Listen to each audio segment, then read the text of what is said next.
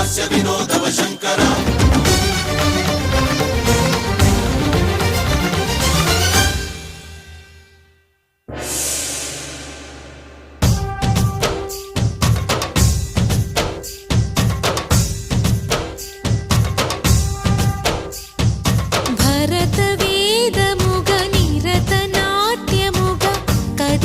పదమిదీశా